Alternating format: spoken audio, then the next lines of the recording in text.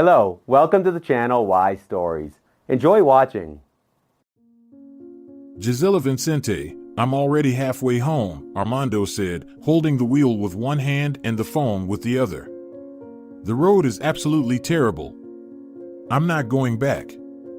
On the other end of the line, the chief of the hospital where Armando had worked for 10 years begged him to come back and perform emergency surgery on a patient with acute appendicitis. Armando had already performed one 2-hour surgery today. There were no complications, but he was very tired. Actually, he had been tired a lot lately. In 6 months he could have already started to prepare his papers for retirement. His experience as a surgeon was enormous, but the fatigue was accumulating and was draining his strength. Gisela Vincente, Armando continued, Paulo Toro is on shift now. He can handle it without my help. It's time for him to start performing surgeries himself, and he can handle a patient with appendicitis. Believe me, he can do it. The guy may not be confident, but he's very smart. Armando finished the conversation and took the steering wheel with both hands. It was the end of November, but it was snowing heavily today, so he could barely see the road ahead. The snow, which had melted during the day, was already frozen by evening and rustled under the wheels of the car as if it were broken glass. I'm so sick of it. Armando thought, I'll retire soon and forget the hospital like a bad dream. I'll travel around the world and see how people live in other countries. I'll get a tan in the sun, lie on the sand by the sea, drink a cold lemonade, and smoke good tobacco. But last year, almost the whole world was in lockdown because of COVID-19 and the borders were closed. A huge section of the hospital was isolated for coronavirus patients. There was not enough oxygen and ventilators in the intensive care unit, and there were not enough beds. And even though they transformed this coronavirus section into an isolated red zone, not many doctors followed the precautionary measures. Moreover, many of them did not even believe in the real existence of such a deadly virus. Such an attitude seemed strange to Armando because there were too many deaths in the hospital. Armando sighed heavily, and he really wanted to get rid of all this mess, and at the same time, he was afraid of it. So his thoughts of traveling to the hot countries were only naive attempts to convince himself that it was time to retire. In reality, he had no idea how he was going to live and what he could do 24 hours a day without his job. That annoyed him from time to time, but still, he loved that job. He could not yet imagine his life in the future. He frowned and hit the gas a little harder as he wanted to get home as soon as possible. And at that moment he saw a huge dark silhouette in the headlights, covered with snowflakes flying towards it. He hit the brakes sharply, the car scraped through the icy crumbs, spun twice around its axis, and stopped. The seatbelt painfully pressed against his chest. A meter away in front of him Armando saw a huge moose, standing absolutely calm, twitching its legs and blowing thick clouds of steam from its nostrils. The moose was looking straight at him. The light of the headlights was mirrored in the animal's eyes as red embers. Armando's heart was beating frantically. He was lucky that he hadn't been swept to the side of the road into the woods and overturned the car. The moose nodded its head, wagged its terrifyingly large horns, and walked slowly to the other side of the road. Armando waited for a moment, wrapped in the exhaust fumes, and then he drove forward, looking intently at the road. But before he even had driven 20 meters, he saw a new obstacle ahead. A human body, slightly covered with snow, was lying in the middle of the road. It was hard to believe everything that was happening, but there was no reason for Armando to doubt the reality. He got out of the car and approached the body. It was a girl wearing only her underwear. Armando palpated her pulse. Her heart was barely beating. There was a blood stain under her head. No other injuries were noticeable at first glance. Armando looked around carefully. As far as the snowfall allowed him to see, within 10 meters there was no car that the girl could have fallen out of due to an accident, and there was no other reason to explain why she was in the middle of a snowy night road. And anyway, who drives a car almost naked in November? There was no time to think of any theories. The girl was in a critical condition. She needed immediate help. There was no point in calling an ambulance. By the time they got there, it would be too late. Armando went back to the car, opened the back door, then took the girl in his arms and carefully put her inside. He turned on his phone and dialed a number. Gisela Vincente, how is Toro doing? Has he started the surgery? Good. When he's finished, tell him not to relax. I'll be right there, I need his help. No. Something happened to me on the way. I'll tell you about it later.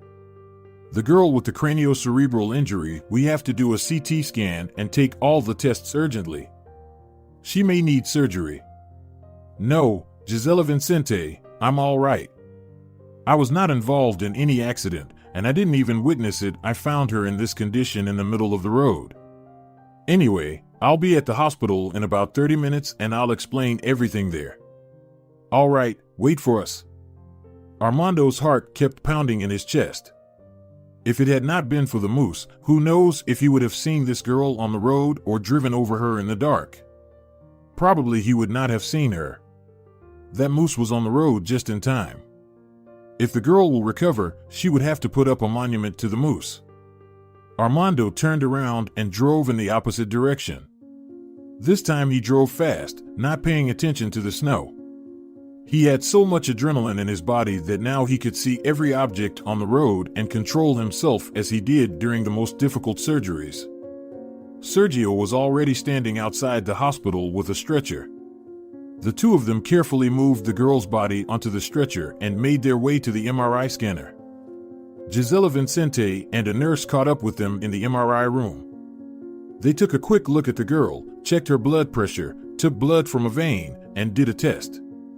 An MRI showed a serious craniocerebral injury, but it didn't require surgery. The bone was slightly shattered, and the brain was bruised, but it wasn't critical. However, Armando didn't like the look of the girl.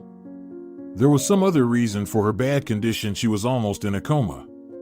He requested an ultrasound of her heart and abdomen. Who knows how long she had been lying on the pavement at 7 degrees below zero. Her kidneys or liver could have been seriously damaged. The ultrasound showed a problem with her kidneys, and it was not caused by the cold. The reason was far in the past. A more thorough examination was necessary here. But at this point, it was obvious that the girl's kidneys had failed. Treat the wound. Armando commanded again. Is there a bed available? There is one, Nurse Marissa said. Does she have any identification papers? How should we register her? She didn't have anything with her, Armando answered. When I found her, she was only wearing her underwear. Maybe we should call the police. We can keep her till morning, but then we might have some problems if we don't have any papers. Right, Armando agreed, but we can't just leave her outside. We'll sort it out somehow, and I'll call the police myself. And what does Gisela Vincente say? Nothing. What can she say? She is as confused as we are. All right, Marissa said, I'll do whatever you say. Armando left the MRI room and went to the lounge room, and Paulo Toro was already there, excited about his first self-performed surgery. He was greedily drinking strong black coffee from a huge mug. How did it go? Armando asked. Well, it's too early to say anything. I don't want to jinx it. Toro said, extinguishing his cigarette.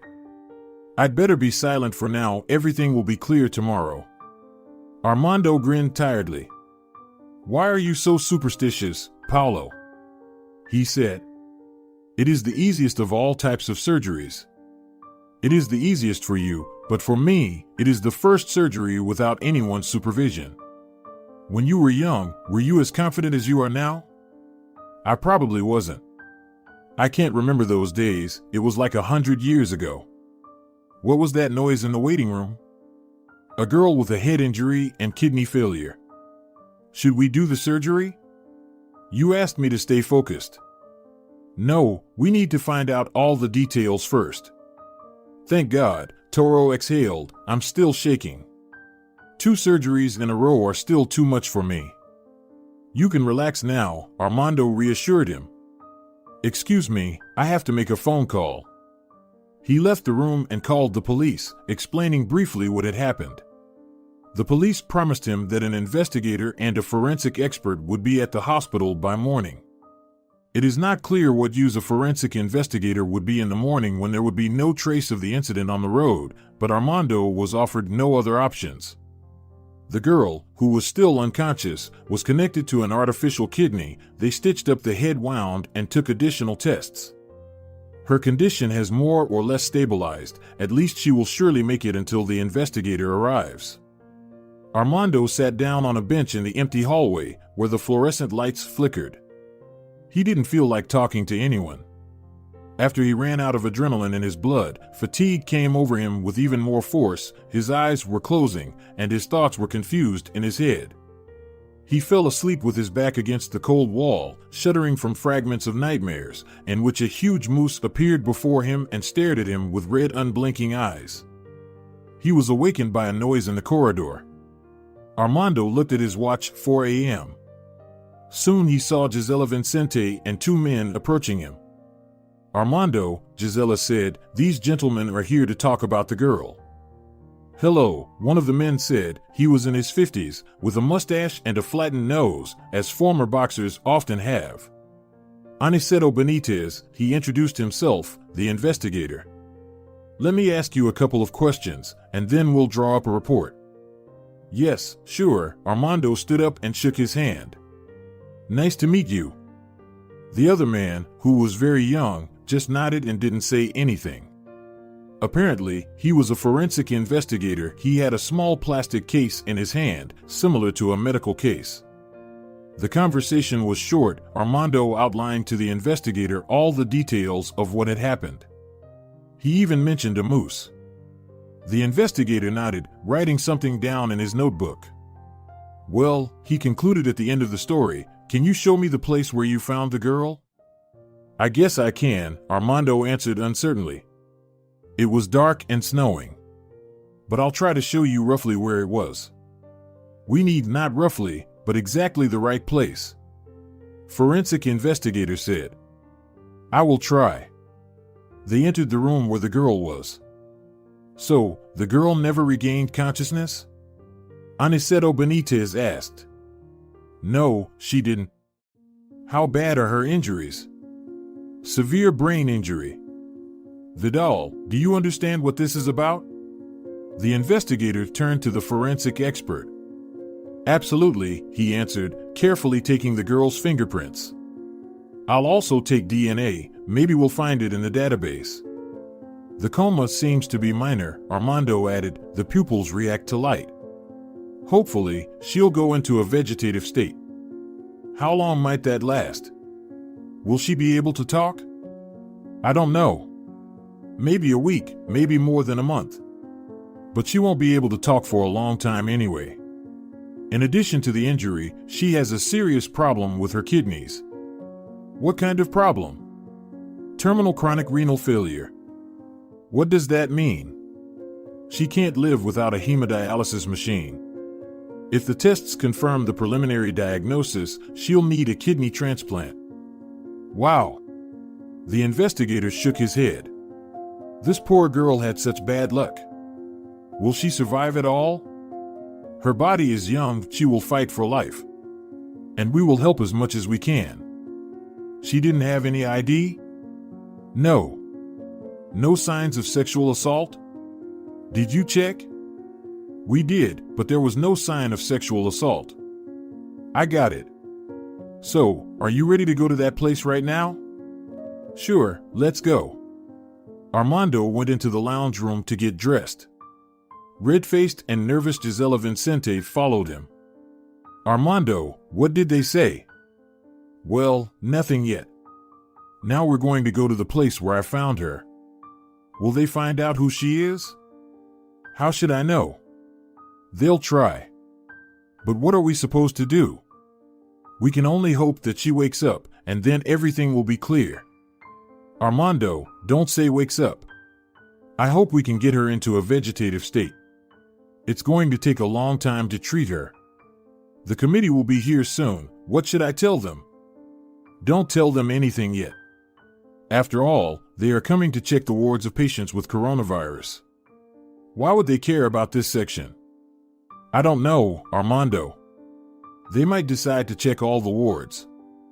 I don't feel well. I have a bad feeling. Why are you all so superstitious today? Toro says the same thing today. What did Toro say? Come on, Gisela, everything will be fine, don't worry. Okay, I have to go. Good luck. A pale Gisela said in a trembling voice. Gisela, please, relax. Armando was indignant. He frowned and left the room. He managed to find the place where he found the girl. There were traces of blood because city services had not yet had time to clean the road. Forensic investigator Vidal took all the necessary samples, took measurements, and photographed every detail. Even Armando's car was checked for signs of a possible accident. Do you think I did it? Armando asked, pointing with his eyes at the forensic expert. That's our job, Armando, you have to understand it. It's important to check even the most unbelievable versions. Yes, right. Of course, the doctor agreed, I understand that. At that moment his phone rang, the number was unfamiliar. Hello, I'm listening. Armando Borrego? Armando didn't recognize the voice on the phone either. Yes, it's me. Where are you? Are you all right? Who's asking? Major says. Tell me, where are you now? At work. Is everything all right? Why are you calling me? Okay. There was some noise and worried people's voices on the other end of the line. Tell me, did anyone else live in your apartment besides you? Major, I don't understand why you're asking me all these questions. Can you explain? Yes, of course. I'm sorry. Here's the thing. I guess you don't know yet. Anyway, I think you'd better come over to your place right now. Then you'll see everything. Well, Armando was getting worried. I can't come right now. Would you be so kind as to explain everything to me over the phone? All right, the major hesitated for a second. You live in apartment number 43, right? Yes, right. A gas cylinder exploded in the apartment downstairs. What? Armando froze in place. Gas. Explosion. 3 apartments are completely destroyed. We're working through the rubble right now, calling the residents. Thank God, no victims. Only a granny on the 3rd floor was injured. But still, you'd better come. Armando was still not thinking straight after the events of last night. And now, his mind refused to work at all. Too many things happened in such a short time, it just couldn't fit into his mind. Did someone else live with you? The major asked again. No, I lived alone. Well, then you were lucky. If you had been at home, you would have had very little chance of surviving. You must come as soon as you can. All right, I will. Armando turned pale, holding the phone in his hand. Has something happened? The investigator asked. I can't believe it, Armando said in a half-loud voice. What is it? There was a gas explosion in the apartment downstairs. It's horrible. The major exclaimed. Were there any victims? No, no victims. I have to go home. Can I go? Yes, absolutely. Just sign the report. Are we done here, Vidal? Yes, we're done, the forensic expert replied. I have no more questions for you, Aniceto Benitez continued. If you have any questions or have any news about the girl's condition, here, the investigator held out his business card. Call me anytime. Okay, Armando took the card and put it in his pocket. Goodbye. I'll call you if there's any news. Goodbye. Armando got in the car, started the engine, and drove home, trying to calm the uncontrollable thoughts in his head. A sad picture awaited him outside the building. It was clear that there was nothing left of his apartment. It completely collapsed to the floor below with all its contents. His bed, on which he was going to sleep that night, was standing upright and was crushed to the side by a heavy stove. The major told the truth. There was no chance to survive. He found Major Says and asked what he should do now. They'll provide you with a room in a hotel nearby, he said. You'll have to stay there for a while. Don't worry about the papers and the stuff that survived. Everything that survived will be returned to the owners. We'll call you when the necessary procedures and investigative actions have been carried out. Meanwhile, go to the city administration. If you don't have a passport with you, show your driver's license. They will explain everything to you in detail, and in the evening you will already be in the hotel. And what about the apartments? Armando pointed to the building. Can they be restored or what? I can't say anything yet. The specialists will figure it out. The main thing is that everyone is alive. Don't worry, they won't leave you without a place to live in any case. Until the evening, Armando walked from one office of the city administration to another, signing a bunch of papers. After the paperwork was done, he finally made it to the hotel. His room was small but very comfortable. There was everything he needed except for the internet. Even lunch and dinner were free. The co-workers even offered to chip in for a rented apartment in case something went wrong at the hotel. Armando tried to stay calm. He assured everyone that he would cope with the problem himself. However, he was sincerely expressing his gratitude for their care. By the evening, he was very tired from the stressful shift. He didn't want to go back to the hotel. A couple of times he checked on the girl he had saved, asking Nurse Marissa if she had regained consciousness at least for a minute. Marissa shook her head in the negative. Gisela paced the wards and corridors more gloomy than ever. She hated the whole situation with the new patient more and more with each passing hour. She looked at Armando obliquely but didn't say anything. This made Armando feel more and more guilty, as if it was him who had hit the girl on the road, hit her in the hospital, and then blew up his own apartment.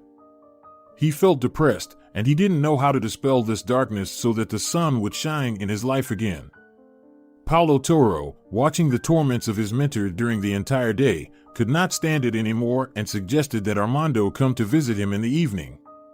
He lived alone in a one-bedroom apartment, 3 blocks from the hotel. Armando agreed he needed to talk to someone, and Paulo turned out to be a good, sincere guy, and, most importantly, he knew the line, which should never be crossed in personal, soul-saving conversations. They had been comrades for 2 years, since the day when Toro came to the hospital after graduating from the medical academy to learn from an experienced surgeon. Paulo's apartment looked surprisingly comfortable, beautiful curtains, a soft turquoise carpet on the floor, and a huge plasma TV over the fireplace. He even had an aquarium with colorful fish, which Paulo immediately went to feed as soon as they entered. For a young guy who lived alone, the atmosphere was very refined, and Armando immediately told Paulo about it. Paulo brought a bottle of wine, ordered some Japanese food, and they sat down at the table. The conversation was relaxed and friendly, and they moved smoothly from one topic to another. Have you ever thought about starting a family? Armando asked when the conversation turned to plans for the future. Of course, I thought about it, Toro answered. But I think I need to make some money first. A family means kids, and if you have kids, you need a lot of money. Well, they won't all appear in one day.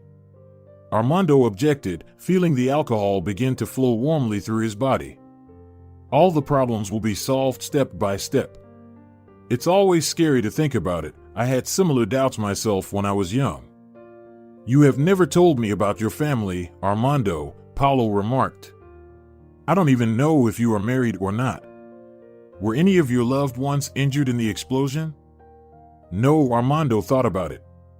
I was married, but we never had children. She had health problems that prevented her from giving birth. And 4 years ago she died. Yesterday was the anniversary of her death. Really? I'm sorry, I didn't know about that, sorry. Armando didn't say anything back. Are your parents alive? Toro asked after a pause. My mother lives in the countryside. She's 76 years old. It's quite far from here. I go to see her every summer on vacation. I keep begging her to move to the city, but she refuses. She's stubborn, she's lived there all her life. She only went to the nearest city a couple of times, and she didn't like it there. What about your parents? They live far away, too. I have 2 sisters and an older brother, but he's in the military, I don't see him much. They all have their own families. At that moment Armando got a phone call. The screen of the phone said GV. Hello, Gisela Vincente, he said. Armando, good evening. Although, the evening probably isn't so good. I wanted to talk to you this afternoon, but everyone was bothering you.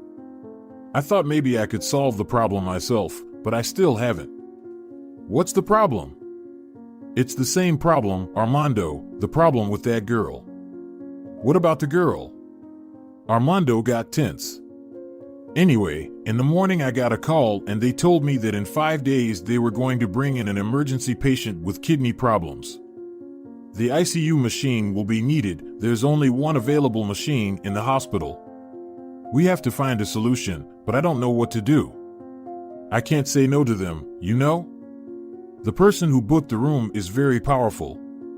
Did the investigator find out who the girl is?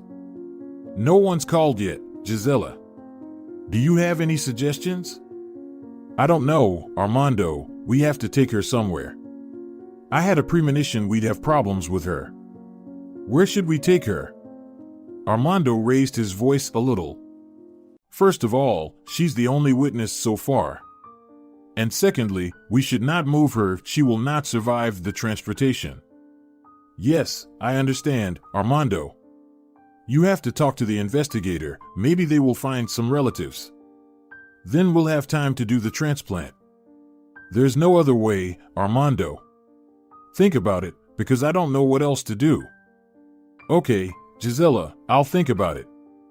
Don't rush yet, we'll find a way out. Yes, Armando, find a solution and hurry up. Gisela said and hung up. What happened with the girl? Did something go wrong? Paulo asked when Armando put away the phone. In 5 days, the room the girl is in needs to be vacated and prepared for an important patient. Wait, I'll make a call, and he looked for a business card and dialed the investigator. But the investigator had no new information. Surveillance cameras at gas stations and stores near the highway did not capture the stranger. No reports of a missing person had been filed. It was as if she had just dropped out of the sky, not a single trace. And no fingerprints were found in the database, nor was her DNA. Wow! Toro was surprised when Armando told him the details of the conversation. If she were a criminal, she would have been quickly recognized. And a law-abiding person is not so easy to find. Armando, there is only one solution. What solution? A transplant. We need a donor. We certainly need a donor, but where to find one? Armando shook his hands. By law, only relatives can be donors. Even husband or wife are not allowed to be donors. But anyway, you're right, there's only one way out. Moving her somewhere is just a deliberate murder, and I won't let that happen. She saved my life. If I hadn't found her on the road, I would be trapped under rubble in my apartment. Yeah, Toro agreed. You would most likely have died. If you saw what my bed looked like, you'd be speechless. And the girl was saved by a moose, can you imagine? If it hadn't been for the moose, I would have just driven over her due to the snowfall. It's all so strange. If anyone had told me that story, I wouldn't have believed it. And it turns out that I'm the only one who's responsible for the girl now. I sensed it from the start. What shall we do now? Toro asked, and this sounded surprising to Armando. Paulo unconsciously became involved in the situation. He considered himself a part of it. And Armando was very grateful to his companion for this.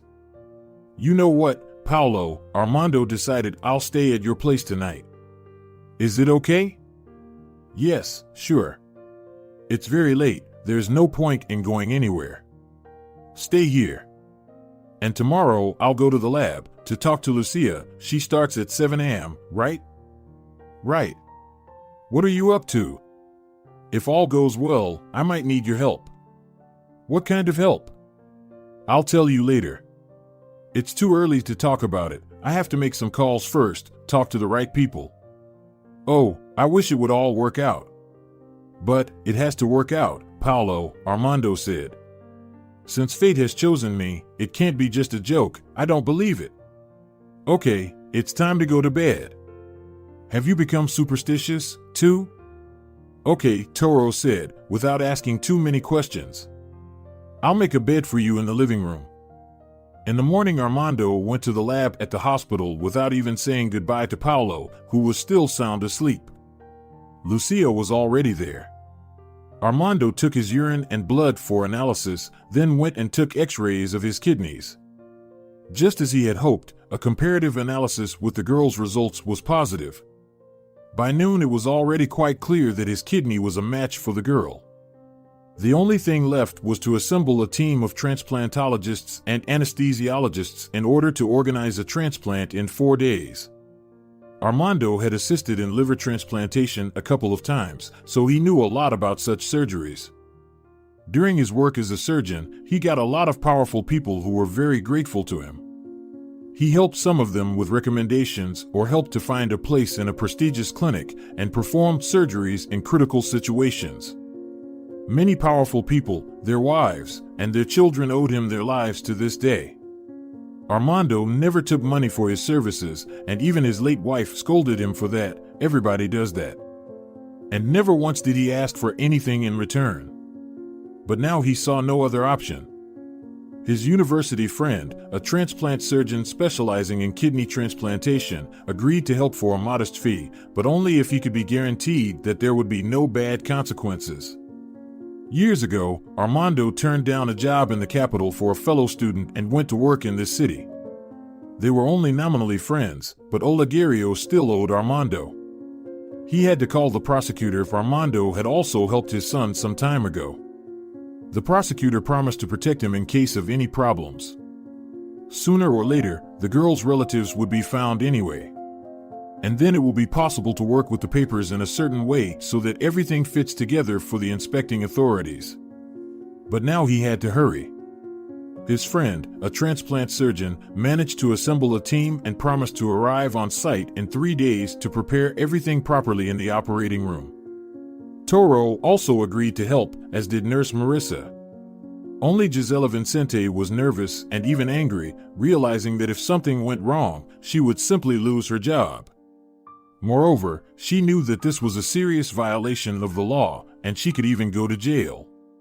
She didn't give explicit consent to this desperate step, but she didn't say no either.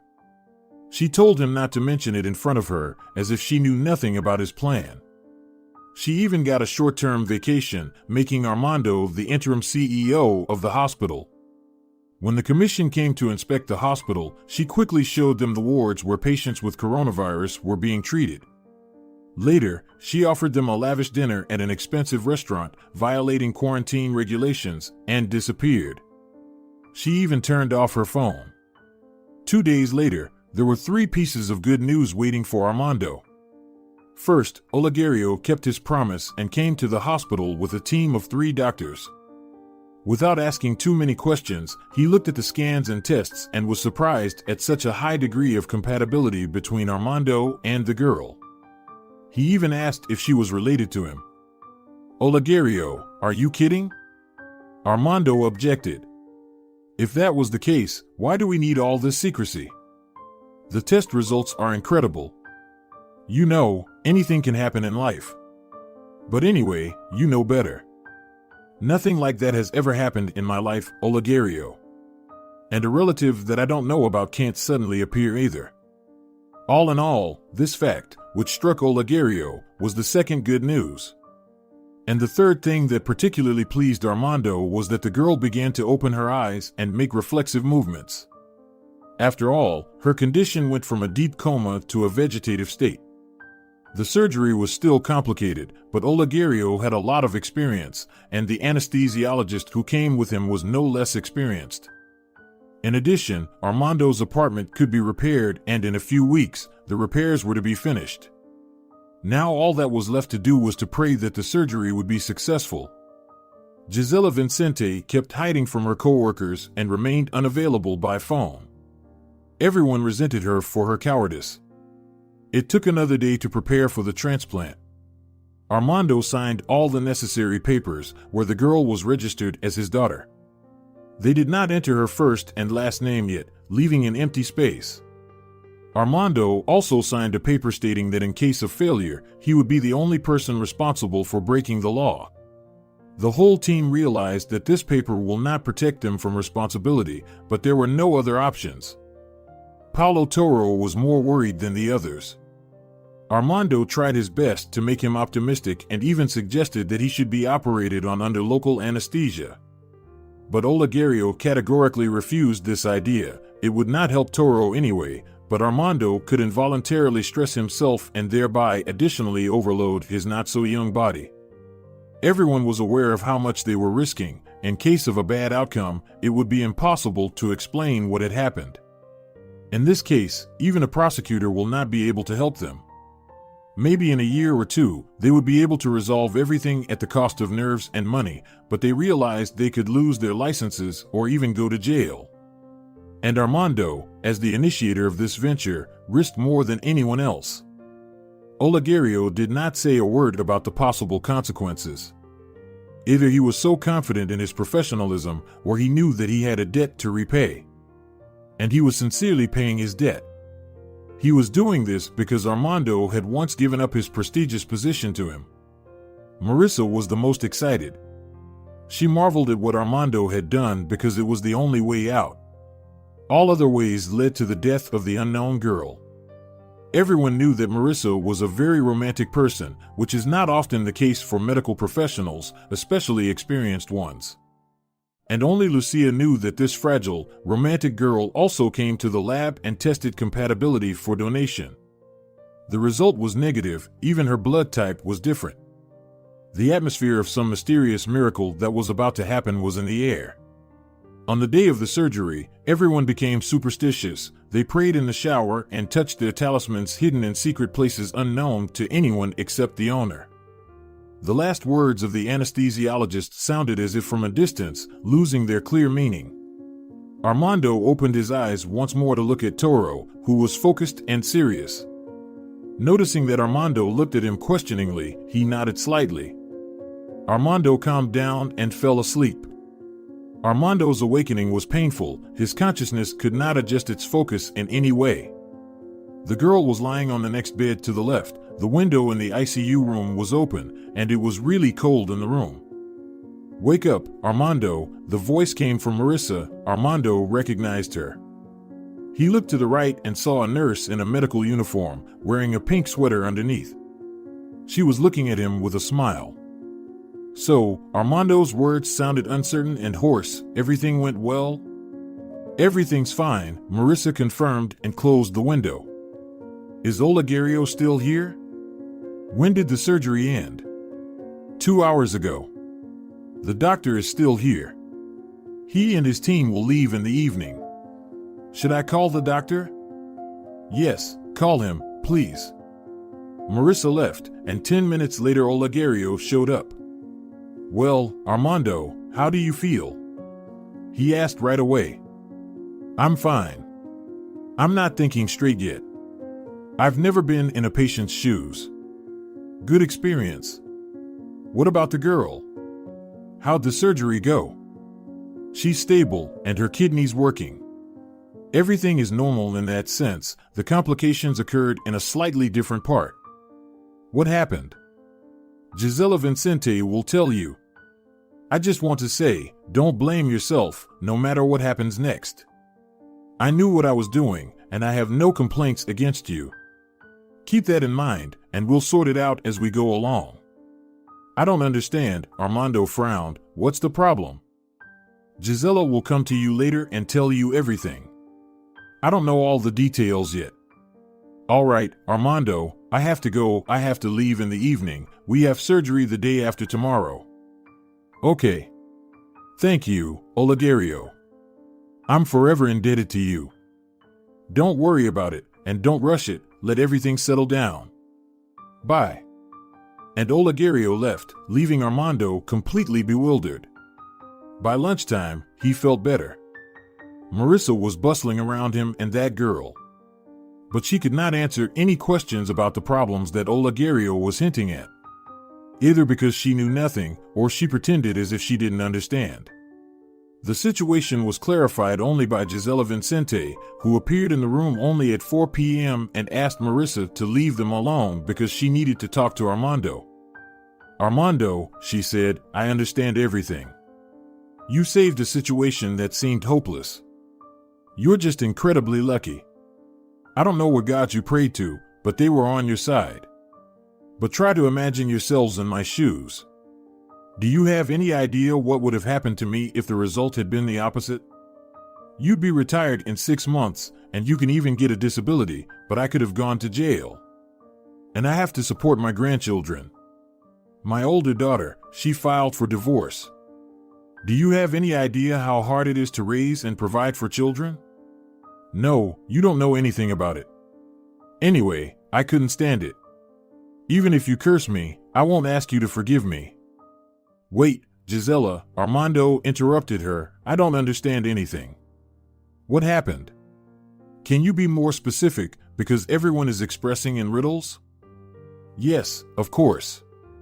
More specific," she said. "Yesterday I called the authorities and informed them about what was going on in the hospital. I couldn't stand it. I was so nervous. I couldn't believe the successful outcome of the surgery. Tomorrow investigators and officials from the ministry will come. I just wanted to tell you about it. You will have to be responsible for that. I just wanted you to know that it was me. It's all because of me. I also told Olegario about it. He knows. You should take care of the others, too. Their fate is in your hands. Do you realize how many problems you have caused by your reckless action?" Armando listened to the long monologue of Gisela Vincente and closed his eyes, surprised that everything she said did not bother him at all. The important thing was that the surgery was successful and that girl would live. Now there was no time limit. Now there would be plenty of time and he would sort it all out. At that moment, the problem that seemed apocalyptic to Gisela Vincente looked so insignificant to Armando that he could postpone worrying about it for later. He smiled, and a hot tear rolled down his cheek. "You're just like Blessed Augustine," Gisela said in surprise. "Everyone in this hospital seems to have gone crazy." "Okay, you can keep smiling, but I have to go. Come to your senses and... Anyway, you don't work here anymore. I fired you. Goodbye." "Where am I?" sounded from another bed. Armando opened his eyes and looked to the left. It was the girl's voice. She looked around in confusion. "Where am I?" she said again and then coughed. "Oh my God," Gisela exclaimed as she was about to close the door behind her. "Marissa!" she shouted loudly into the corridor. "Where are you? Come here, hurry up." And Gisela Vincente left the room, not wanting to be involved in anything. Marissa came running and rushed to Armando, but he stopped her, pointing with his hand to the neighboring bed. "Oh my goodness," the nurse exclaimed. She woke up. "Where am I?" The girl kept asking the same question, coughing harder and harder. "At the hospital. You are at the hospital." Marissa ran up to her. "You can cough, just be careful, and please don't try to stand up or make any sharp movements. And don't worry, you're all right. Do you remember your name?" "Nadi," the girl said after thinking for a second. "And what happened? How did I get here?" Marissa's eyes were already wet. "Nothing," she took Nadi's hand and said. "You are safe now. They found you on the road. Do you remember what happened to you? What are your last memories?" "No," the girl shook her head. "It's hard to remember. I have a headache." "Headache? Does it hurt a lot?" "A lot. I'm going to give you an injection. Wait a minute." "Okay," Nadi said and turned her head looking at Armando. Nadi, the man thought to himself. Such a beautiful name. He smiled as he looked at the girl. He could no longer hold back tears. What would happen to him tomorrow or the day after didn't matter to him. It was no big deal. The important thing is what was happening here and now. 2 more days passed. The euphoria of a successful surgery and the rescued girl coming to her senses had faded a little. That euphoria was replaced by a problem in the form of a ministry investigation team that came to the hospital from the capital. Armando was already able to get up and walk around the hospital. Moreover, after he was questioned and signed a statement that he would not leave the city, he returned to the hotel that same evening. He was forbidden to talk to Nadi, and a policeman sent from the capital was on duty outside her room. She was the only witness, and, given the favor Armando did for her, the investigation suggested that he might have had some influence on her testimony. Her new kidney was working properly, her body showed no signs of rejection. Nadi could eat on her own and even walk to the toilet, but the doctors decided to keep her in the intensive care unit for a while. The investigator Gisela Benitez came twice during this time and questioned Nadi in every detail, but he still didn't learn anything about her story. He also talked to the doctor before he left. "Armando Alvarez, I overheard you have a problem," he said. "The main problems are over," he answered, "and I'll handle everything else."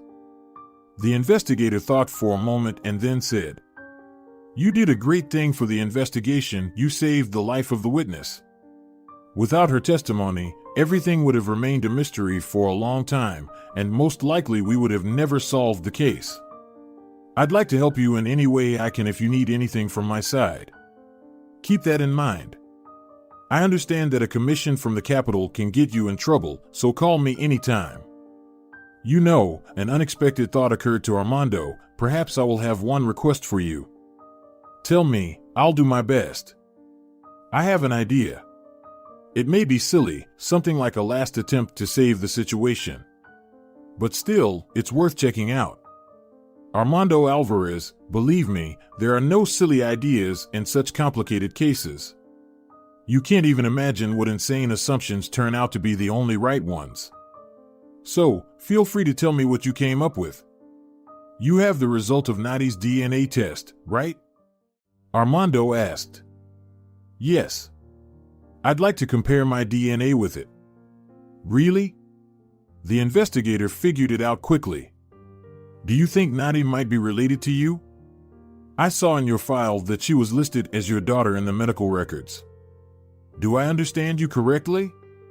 "Yes. There's no objective evidence to prove it. But what if there's a chance?" "All right. When you feel better, stop by the police station and talk to Vidal Solar. You already know him. I'll let him know. He'll do it properly." "Thank you, Gisela Benitez." "You're welcome. All the best, and get well soon." And the investigator left. As soon as Armando left the hospital, he was immediately overloaded with so much to do that he couldn't think of anything else for a whole week. At first, he was busy with the apartment, which was about to be repaired. Then it took him a long time to find a lawyer who would be willing to handle an illegal surgery case, and there wasn't enough strength yet to keep up with everything. Armando returned to the hotel in the evening exhausted and fell asleep immediately so that in the morning he could start fighting for his freedom and his life again. And the conversation with Nadi seemed more and more necessary. Gisela Benitez was right. Armando's stupid assumption was 100% correct. Or rather, 99.9%. His DNA matched Nadi's by 99.9%, which meant that she was his biological daughter. It seemed absolutely impossible, but Vidal had checked 3 times. Now it was an undeniable fact. It certainly turned the whole case about the illegal surgery in his favor, but he still had to make an official request for analysis at an independent lab, attach it to the case, and convince a lot of people. It could even take a year, at least that was what the lawyer told him. And yet, the black stripe that had begun on the road, when he braked the car in front of a moose that had gotten in his way, was over, and now everything around him was just blinding his mind with a crystal white hue.